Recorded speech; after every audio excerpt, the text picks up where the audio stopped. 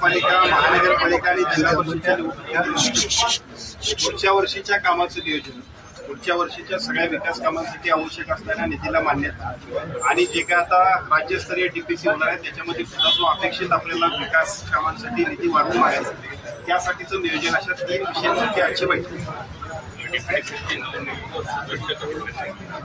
आता आपण बघितलं असेल की तिन्ही निवडणुका झाल्या, त्यामुळे साहजिकच होतं या सगळ्या निवडणुका झाल्यामुळे एका बाजूला निमंत्रित सदस्य होतील, दुसऱ्या बाजूला जे काही एकूण सगळे महानगरपालिका आणि जिल्हा परिषदेमधून येणार आहेत ते सगळे सुद्धा सदस्य होतील आणि प्रत्यक्ष DPDCचं काम अजून गतिमान पद्धतीने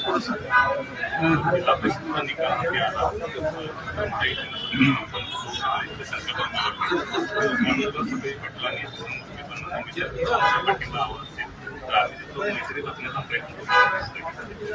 खरं तर यापूर्वी आपण बघितलं की राज्यात महायुतीची सत्ता आल्यापासून नगरपंचायती, महानगरपालिका आणि जिल्हा सगळीकडेच महायुतीची सत्ता आहे, त्यामुळे कुणाच्या पाठिंब्याची तशी आवश्यकता आहे.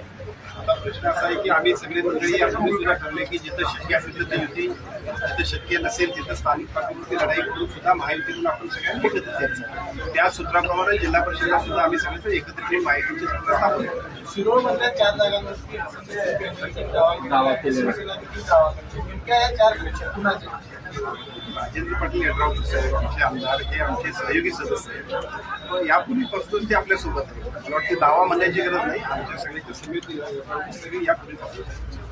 साहेब, शासकीय रुग्णालयाचे मोफत उपचार असताना सुद्धा ते सशक्त करण्यात एक जिआर निघाला होता. आता पुन्हा विकत नाही मुळात असं झालं होतं 150 दिवसांच्या प्रोग्राममध्ये जी काही 150 दिवसाच्या प्रोग्राममध्ये जो काही GR अपलोड करायचा होता त्यामध्ये ती घटनाक्रम त्यातली दुरुस्ती आमच्या अधिकाऱ्यांच्या लक्षात आली.